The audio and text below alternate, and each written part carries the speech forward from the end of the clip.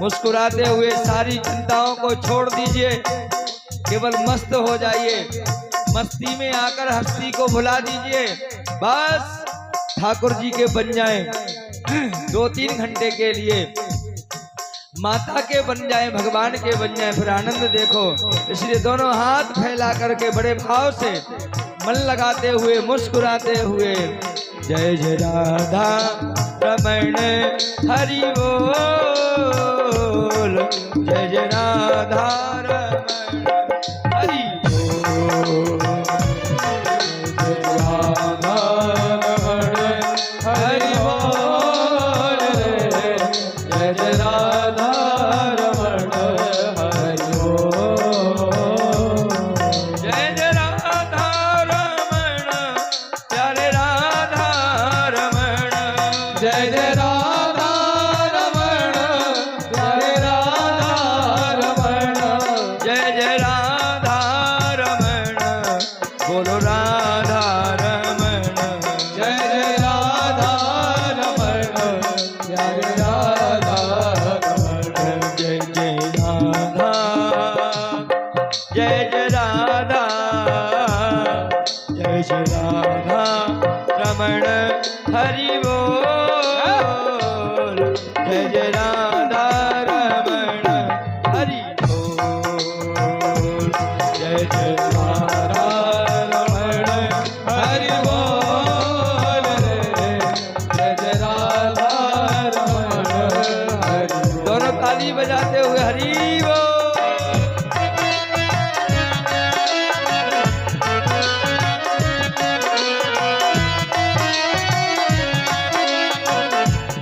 जय जय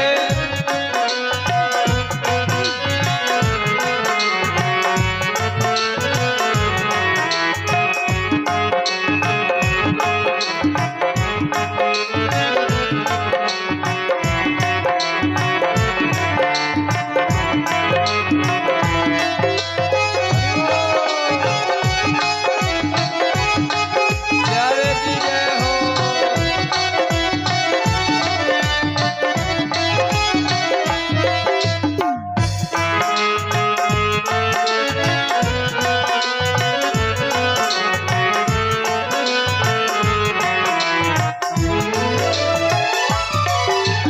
नाचे या की मुस्कान पे, नाचे या की मुस्कान पे, ओ नाचे या की मुस्कान पे, नाचे या की मुस्कान पे, गजरीली तिरछी चितवन पे, हो गजरी तिरछी चितवन पे, सुखदास सुखदास सुखदास बिकोहे बेरे मोल, जय जय राधा रमण हरि बोल, जय जय राधा रमण हरि बोल,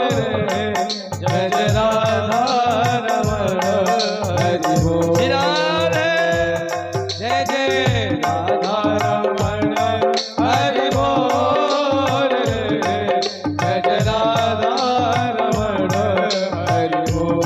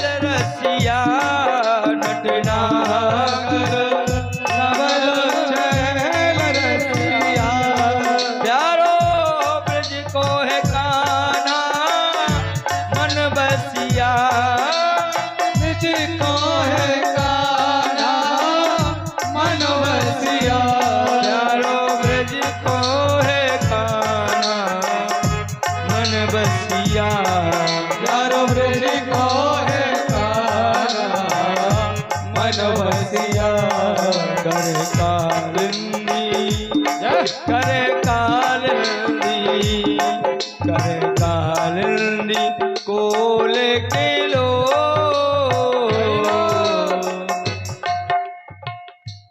सो गई का शब्द नहीं। हरे राम राम राम। दोनों हाथ उठाकर बड़े प्यार से जय जय राधा रमण हरि बोल, जय जय राधा रमण हरि बोल, जय जय राधा रमण हरि बोल, जय जय राधा रमण प्यारे राधा रमण, जय जय राधा रमण प्यारे राधा रमण, जय जय राधा रमण प्यारे राधा रमण, जय जय राधा रमण प्यारे राधा रमण, जय जय राधा रमण प्यारे राधा रमण, जय जय राधा रमण प्यारे राधा रमण, जय जय राधे राधे राधे राधे राधे राधे राधे राधे राधे राधे राधे राधे राधे राधे राधे राधे राधे राधे जोड़ लगा कर राधे राधे प्यारी राधा राधे राधे राधे राधे राधे राधे सानी वाली राधे राधे श्यामा की प्यारी राधे राधे वृंदावन में राधे राधे राधे राधे बंसी बट राधे राधे गोवर्धन में राधे राधे जय जय राधा रमण हरि बोल, जय जय राधा रमण हरि बोल, जय जय राधा रमण हरि बोल, जय जय राधा रमण हरि बोल, जय जय राधा रमण हरि बोल, जय जय राधा रमण हरि बोल, जय जय राधा रमण हरि बोल, जय जय राधा रमण हरि बोल, जय जय राधा रमण हरि बोल। जय जय श्री राम। माता रानी की बड़ी कृपा, आज 5वां दिन भगवान ने हमें प्रदान किया है। ये महती करुण कृपा है ठाकुर जी की। जीवन का तो कोई ठिकाना नहीं है कि कब सूरज का डी एंड हो जाए, लेकिन धन्य है भाग्योदयेन बहुजन्म समर्जितेन सत्संगम च लभते पुरुषो यदा वै। भाग्योदयेन बहुजन्म समर्जितेनो सत्संगम च लभते पुरुषो यदा वै। जन्म जन्म के कल्प कल्पांतर के युग युगांतर के जब पाप नष्ट हो जाते हैं, तब जीवन में ऐसा सुंदर अवसर हमें भगवान प्रदान करते हैं। नहीं तो जिंदगी भर मैं अरु तोर तोर में माया, पूरा जीवन माया में निकल जाता है। हम ढंग से भगवान का नाम ही नहीं ले पाते। लोग कहते हैं महाराज किसी जवान व्यक्ति से कहो चलो कथा सुनने के लिए, अरे महाराज अभी कहाँ कथा का समय है, कथा करना भजन करना तीर्थ करना ये तो बुढ़ापे की बातें हैं। तो ये बताओ अगर बुढ़ापे की बातें होती तो महाराज प्रहलाद को 4-5 वर्ष की उम्र में ही भगवान मिल गए। क्यों, कैसे मिले? महाराज ध्रुव ने 4.5 वर्ष की उम्र में ऐसा अखंड तप किया कि भगवान को स्वयं आना पड़ा। आना पड़ा कि नहीं? ध्रुव चरित्र सबने सुना है। ये जरूरी नहीं है कि बुढ़ापे में भगवान का भजन करें कि बुढ़ापे में कथा सुने ना। भगवान का भजन तो बचपन से ही किया जाता है, किया जा सकता है, करना चाहिए। क्यों? क्योंकि जिसके जीवन में भजन नहीं है उसका जीवन अधूरा है। भगवान का भजन बहुत जरूरी है। भजन बिना, किसी कवि ने बहुत अच्छी सीख दी है हमें, कितनी प्यारी लाइनें लिखी हैं। भजन बिना, कवि ने ये नहीं लिखा कि रोटी बिना, रसगुल्ला बिना, चाय के बिना, ऐसा नहीं लिखा। क्या लिखा? भजन बिना तन राख की ढेरी, जीवन रे अंधेरी, है राम जीवन रे अंधेरी, हो राम जीवन रे अंधेरी, है राम जीवन रे अंधेरी। ओ क्यों मूर्ख मन भटक रहा है, क्यों मूर्ख मन भटक रहा है। ओ लोभ मोह में अटक रहा है, लोभ मोह में अटक रहा है। ओ कर ले तू भगवन से यारी, कर ले तो भगवन से यारी, मती मारी गई तोरी, जीवन रे अंधेरी, है राम जीवन रे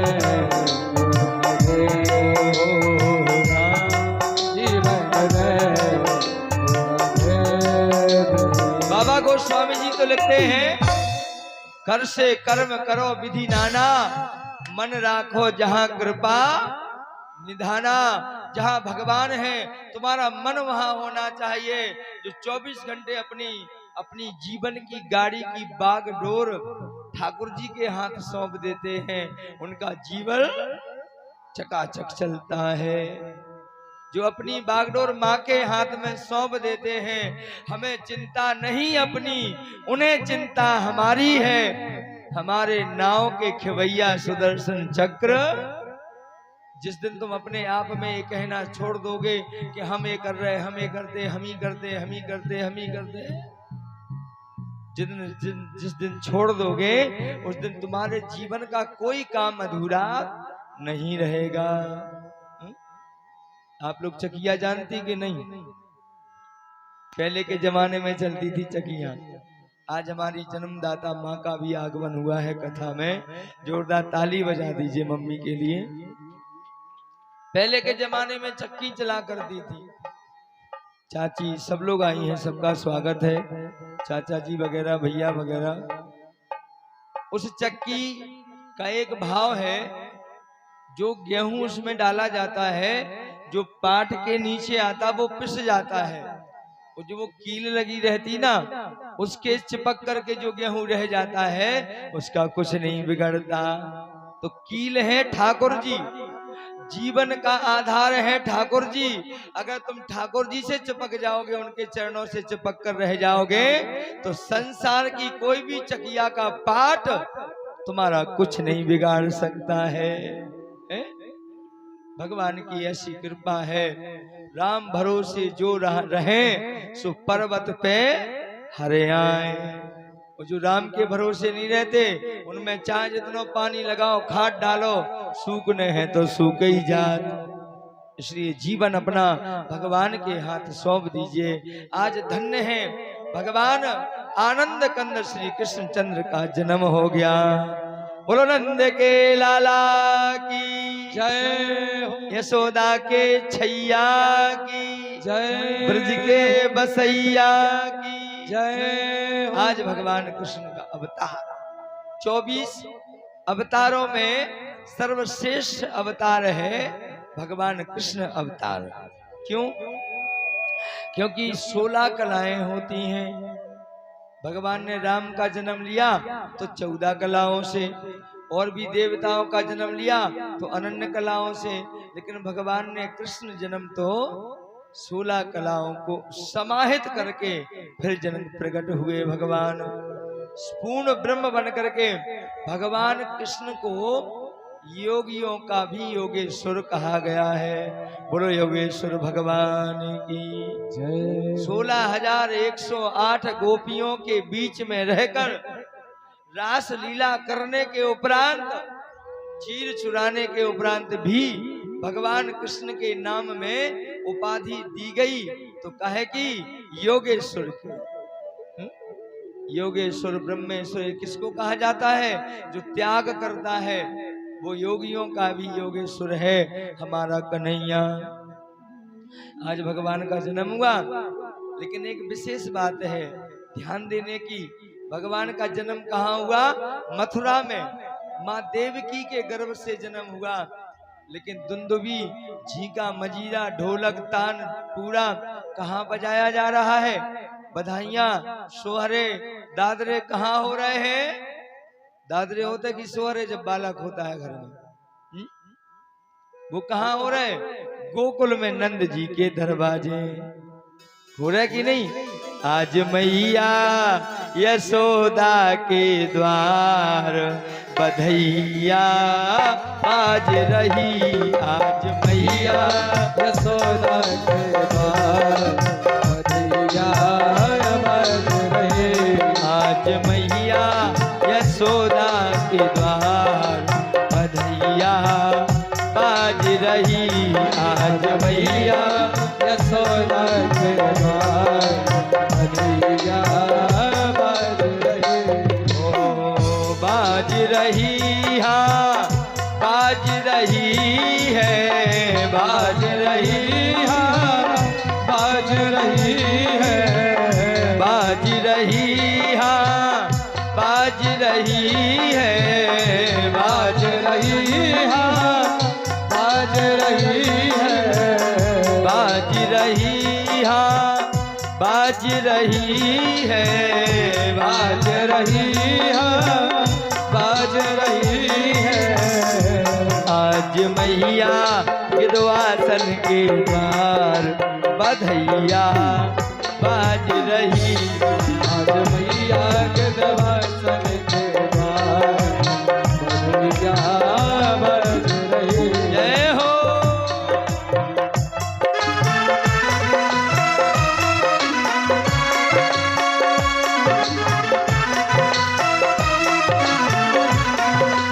काली सेवा करते हुए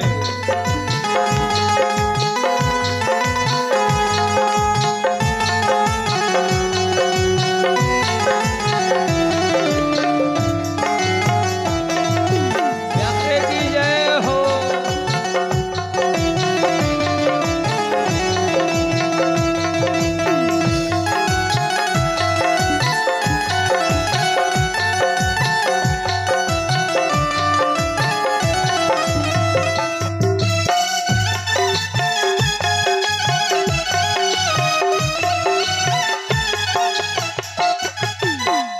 अद्भुत कांति ललन मुख ऊपर, अद्भुत क्रांति ललन मुख ऊपर।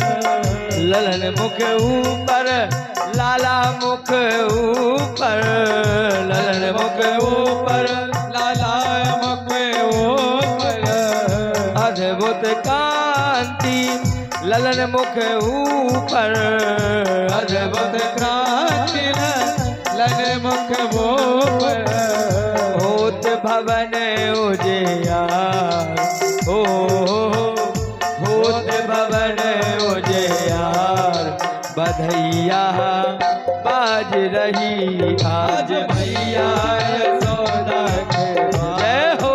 बधैया बाज रही।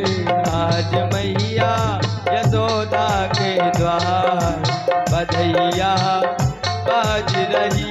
आज मैया यशोदा के द्वार बधैया बाज रही। होत भवन उजियार। ऐसे लाला ने जन्म लिया महाराज, जिसके जन्म लेने से जिसके मुखार बिंद में ऐसा तेज है कि पूरे भवन में प्रकाश फैल गया। अच्छा, यहाँ राजा पारिषद जी ने निवेदन किया, गुरुदेव जन्म तो देवकी के गर्भ से लिया, फिर बधाइयां नंद बाबा के दरवाजे क्यों बज रही हैं, इसका क्या कारण है। तो हमारे सुखदेव जी बड़ी प्यारी बात सुनकर के प्रसन्न हो गए। राजन, तुमने बहुत अच्छा क्वेश्चन किया है, बहुत अच्छा प्रश्न किया। सुनो राजा, ये सब नंद और यशोदा को कृष्ण जैसा पुत्र मिला, भगवान ठाकुर जी पुत्र बनकर के आए, इसका एक ही कारण है। बोले क्या? बोले इसका पूर्व जन्म का पुण्य प्रताप है। पूर्व जन्म का कैसा? बोले नंद और यशोदा पूर्व जन्म में एक पंडित और पंडितानी थे। ध्यान से सुनना,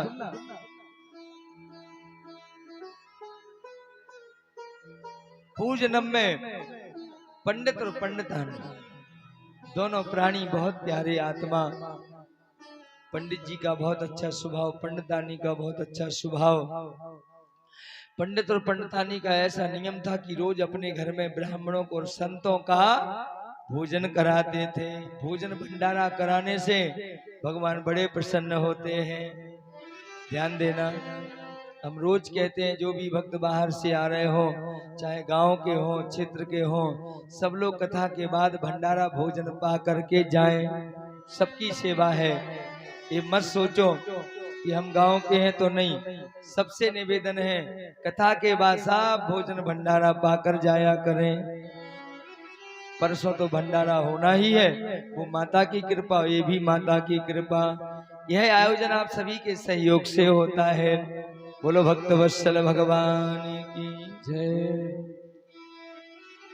धीरे धीरे रोज संतों का भोजन कराएं, और भोजन कराते कराते एक दिन की बात है, घर में जो भी राशन पानी था सब खत्म हो गया, कुछ भी नहीं बचा। दोनों प्राणी बड़े दुखी हो गए। पंडित जी पंडितानी से कहते हैं, अब ये बताओ हमारे घर में तो कुछ है नहीं, अब संतों का भंडारा कैसे करवाएंगे। दुखी बैठे थे। 2-4-10 दिन हो गए, कोई संत घर पे नहीं आया। एक दिन की बात है, भगवान नारायण ने विचार किया कि चलो हम परीक्षा लेते हैं। सो भगवान स्वयं नारायण एक नकली संत साधु बन करके पंडित जी के दरवाजे पहुंच गए। अलख निरंजन जैसी दरवाजे पर पहुंचे, पंडित ने सुना दरवाजे से संत की आवाज। पंडित जी जरा दौड़ करके बाहर आए। अपने दरवाजे पर इतने दिनों बाद किसी साधु को आया देखा तो मन प्रसन्न हो गया। तुरंत साष्टांग चरणों में गिर पड़े। आइए महाराज, आपका हृदय से स्वागत बंधन है, आइए। अंदर आसन डलवाई, बिठाला। तुरंत जल का पात्र लेकर के आए और संत के चरणों को धोने लगे। हमारा आपका नियम होना चाहिए, जब भी हमारे घर में कोई संत या कोई ब्राह्मण आ जाए, अचानक आ जाए चाहे जानबूझकर आ जाए, जब भी कोई आए तो निश्चित उसके चरणों को धोना चाहिए। ना जाने कौन से साधु, कौन से ब्राह्मण की रज में क्या है, वो तुम्हारा कल्याण हो जाए।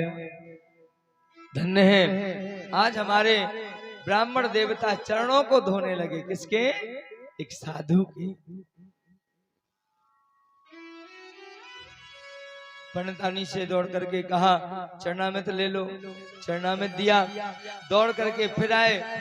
जब तक पंडित जी कुछ कहें, विशेषता है कथा में, जब तक पंडित जी कुछ कहें इसके पहले ही संत जी ने कह दिया, ए यजमान, ए पंडित, मैंने सुना है कि तेरे यहाँ भंडारा होता है।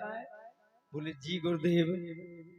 सुन, आज तो हम और हमारे राम जी तेरे यहाँ ही भोग लगाएंगे, भंडारा पाएंगे। क्यों करवाएगा भंडारा की नहीं? अब तो पंडित जी बड़े प्रसन्न हो गए। इतने बैराग्य हो गया पंडित जी को, होश नहीं रहा। दौड़ करके अंदर गए, पंडितानी से कह दिया, देवी आज तो गजब हो गया। एक साधु जिनको बुलाया नहीं गया वो बिना बुलाए आए हैं। हमें तो लगता साक्षात भगवान की कृपा है। और सुनो, वो अपने मुंह से कह रहे हैं कि आज भंडारा तुम्हारे यहाँ पाएंगे। जा बताओ ए देवी, कुछ है अपने घर में कि नहीं साधु भंडारे के लिए? पंडितानी बड़ी समझदार थी। जब पति और पत्नी का जोड़ा एक सा हो तो जीवन की गाड़ी बड़ी प्यारी चलती है। पंडितानी को पता है, ज्ञात है इस बात का कि मेरे घर में तो एक मुट्ठी भी अन्न, एक मुट्ठी भी चावल दाना नहीं है, एक मुट्ठी भी आटा नहीं है, फिर भी झूठा बोलती है। ये महाराज चिंता मत करो, ये तो बड़े सौभाग्य की बात है। आप संत जी को बिठा लो, हम अभी उनके भंडारे की व्यवस्था करते, सब कुछ है। पंडित जी को तो वैराग्य हो गया, उन्हें तो होश ही नहीं है कि हमारे घर में कुछ है कि नहीं। पंडित जी सेवा में लग गए, इधर पंडितानी अंदर गई। सारे बर्तन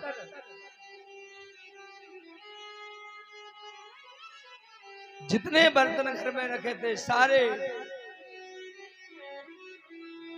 बर्तनों को उस देवी ने उठाया, उसमें हाथ डाला, सारे बर्तनों से हाथ खाली बाहर आया, एक भी दाना अन्न का घर में नहीं निकला। अब वो बेचैन होने लगी, संत सेवा की लगन है, विचार किया क्या करें। सो तुरंत एक नंगी छुरी उठा करके अपने साड़ी के पल्लू में छिपाया और अपने घर के पीछे वाले मकान से गेट से निकल के सेठ साहूकार के यहाँ पहुंच गई। महाराज थोड़ा सा धन दे दो। साहूकार ने बही खाता उठाया, हिसाब देखा, कहा अरे देवी तुम्हें धन कैसे दे दे, तुम्हारे पति पहले से भी इतना धन लिए हैं और आज तक एक पैसा भी ब्याज का नहीं दिया। मूल की तो बात छोड़ो, अब तुम्हें हम धन और नहीं दे सकते। और सुनो, अगर धन लेना है तो तुम्हें कुछ गिरवी रखना पड़ेगा। हम लोग नहीं कुछ गाने रख देते हैं, गिरवी रख देते तो पैसा मिल जाता है, तुम्हें गिरवी रखना पड़ेगा। अब अगर तुम्हारे पास कुछ गिरवी रखने को हो तो गिरवी रख दो और तुम्हें धन मिल जाएगा। पंडितानी के पास सोना चांदी तो था नहीं, कंगन हार मंगल सूत्र तो थे नहीं। पंडितानी ने कहा महाराज बिना गिरवी रखे नहीं। बोले ना, ऐ मेरे भाई बहनों, सुखदेव जी कहते हैं राजन सावधान। उस पंडितानी, उस संत दीवानी ने एक क्षण भी विचार नहीं किया, नंगी छुरी हाथ में ली और अपने अंग के दाहिने अंग के स्तन को काट कर हाथ में लेकर साहूकार के सामने खड़ी हो गई। रक्त की धार बहने लगी। साहूकार घबरा गया, आसन से खड़ा हो गया। हे देवी तू पागल तो नहीं हो गई? हमारे शरीर में अगर कांटा भी चुभ जाता है तो दर्द होता है, लेकिन धन्य है वो संत दीवानी। अंग कट गया, दर्द तो हो रहा है, लेकिन संत सेवा की लगन दिमाग में लगी है, इसलिए वो दर्द हावी नहीं हो रहा, महसूस नहीं हो रहा।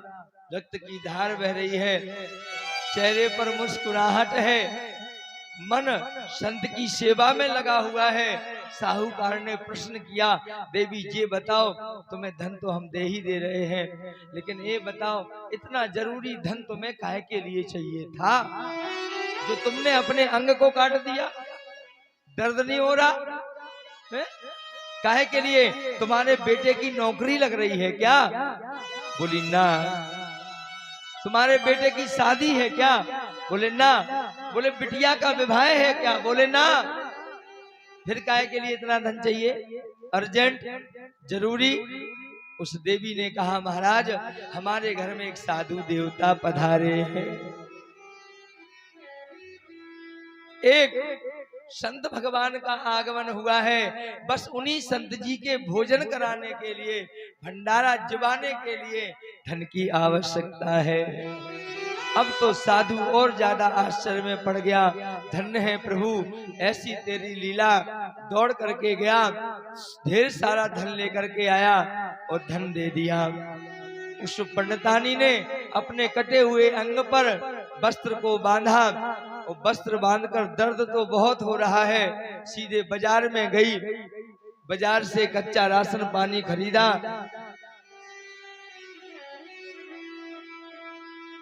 धन राशन पानी खरीदा, दौड़ करके घर पे गई और अपने मकान के पीछे दरवाजे से फिर अंदर पहुंची, जल्दी से चूल्हा जलाया, चूल्हा जलाया। दर्द हो रहा है, लेकिन आज खुशी जा बात की है कि आज हमारे घर में इतने दिनों बाद एक साधु भोजन करेगा, भंडारा पाएगा। जल्दी से चूल्हा जलाया, पकवान बनाया, थाल सजाया, पंडित जी को इशारा किया, आवाज लगाई, पंडित जी अंदर आए, बोले लो थाल उठाकर दे दिया। पंडित जी को होश नहीं है कि हमारे घर में कुछ था ही नहीं, फिर इतना बड़ा थाल कैसे लग गया। पंडित जी को तो वैराग्य है, वैराग्य। आज पंडित जी ने हाथ में थाल लिया, सुंदर सजा हुआ थाल, दौड़ करके साधु के सामने परोस दिया। साधु ने प्रसाद लगाया और प्रसाद लगाने के बाद अपने ठाकुर जी को भोग जमाने के बाद एक पूरी उठाकर, एक कचौड़ी उठा करके जजमान को बुलाया, इधर आओ प्रसाद ले लो। संत जी के हाथ से प्रसाद जजमान ने लिया। संत ने कहा, ए पंडित, तेरी वो पंडितानी कहाँ है जिसने इतना सुंदर प्रसाद बनाकर तैयार किया है, उसको भी बुला, हम उसको भी प्रसाद देंगे। अब वो तो स्वयं नारायण। पंडित अंदर गए, अपनी पत्नी से कहा, चलो जल्दी, संत जी बुला रहे हैं तुम्हें प्रसाद देने के लिए। वो घबरा गई, वो विचार करती है कि कहीं ऐसा ना हो कि हम प्रसाद लेने जाएं और हमारे शरीर से बूंद नीचे गिर जाए या रक्त बह जाए और संत भगवान फिर भोजन ना पाए, ये गलत हो जाएगा। पति से कह दिया, जाओ तुम कह दो महाराज जी से कि हम इसी में से प्रसाद ले लेंगे, हम रसोई बना रहे हैं, आप प्रसाद पाओ। पंडित ने जाकर संत से कह दिया, वो प्रसाद बना रही है, महाराज आप भोग लगाओ, आप प्रसाद पाओ। संत जी खड़े हो गए, ए पंडित, अगर तेरी पंडितानी प्रसाद लेने नहीं आई तो हम भी भंडारा नहीं पाएंगे। अब पंडित जी घबरा गए, रुको महाराज जी। दौड़ करके अंदर गए, अपनी पत्नी से कहा, सुन तू बाबरी मत बन, जल्दी चल, अगर तू प्रसाद लेने नहीं जाएगी तो भगवान भी प्रसाद नहीं पाएंगे। अब पंडितानी समझ गई क्या करें, सोचने और वस्त्र लिया, अपने कटे हुए अंग पर और वस्त्र को बांधा और बांध करके चुनमुन होकर के सिर को पल्लू से ढककर और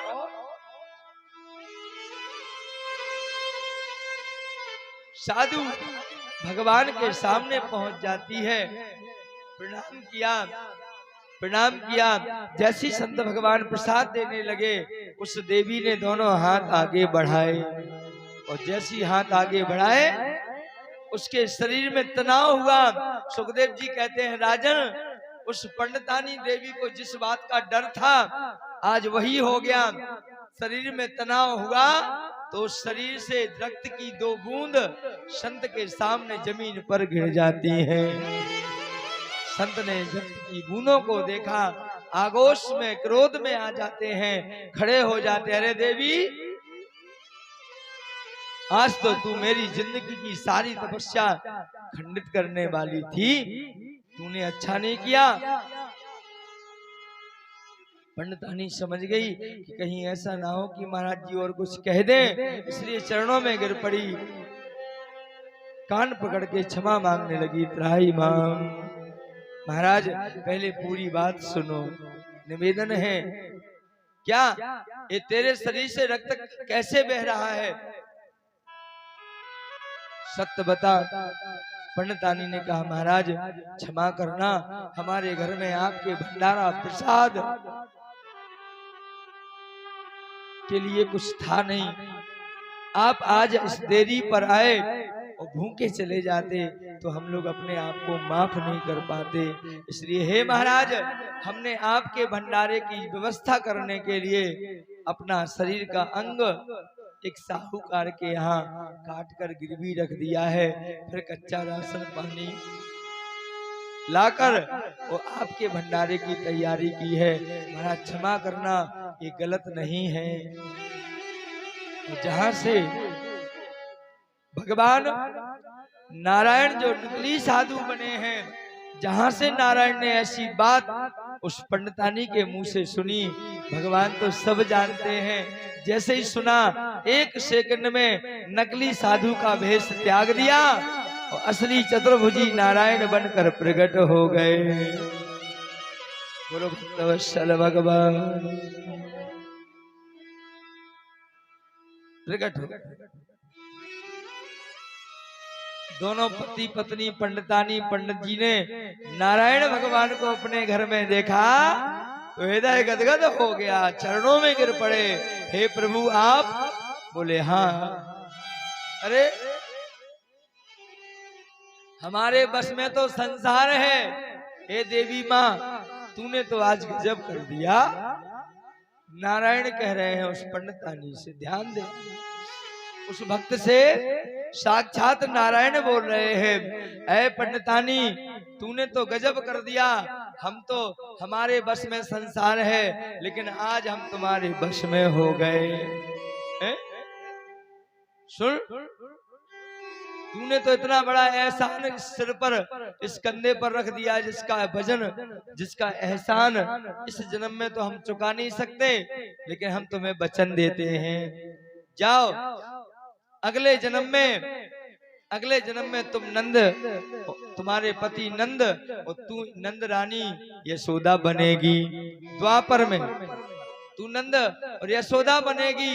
हम कृष्ण अवतार लेंगे देवकी के गर्भ से मथुरा में, लेकिन पता, मथुरा में भले ही जन्म लें, लेकिन हम रातों रात तुम्हारे पास आकर के तुम्हारे इसी कटे हुए आंचल का दूध पान करेंगे और तुम्हारे इस एहसान को चुकाएंगे। बोलो भक्तवत्सल भगवान। आज धन्य है, हम जैसा कर्म करते हैं वैसा फल हमें मिलता है। भागवत जी में लिखा है, कर्मणा जायते जंतु कर्मणैव विलीयते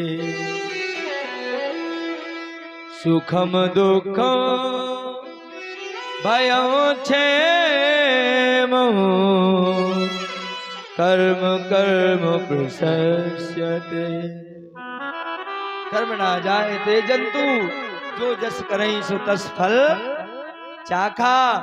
जो जस करहि सो तस फल चाखा। जो जस करहि सो तस फल चाखा। जो जस करहि सो तस फल चाखा। जो जस करहि सो तस फल चाखा। तस फल चाखा। कर्म प्रधान विश्व रचिया। कर्म प्रधान विश्व रचिया। कर्म प्रधान विश्व रचिया। जो जैसा कर्म करता है वैसा फल उसे मिलता है। संसार की तो बड़ी विडंबना है। पितृमोक्ष यज्ञ होता है तो लोग टिप्पणी करते हैं, महाराज तुमने तो बहुत पैसा जोड़ला हुई है। बताओ, हरि ले थे बलि दे थे, शुक्राचार्य जी ने आंख फुरवा डाली। कछु जने जई में ब्याई नहीं कर रहे कि अब तो जाने कितनी कोठरिया भर गई, लेकिन गलत। अगर हम अगर आपके चंदा को लेकर अगर अपने पर्सनल जीवन में लगाएंगे तो ईश्वर देख रहा है। माँ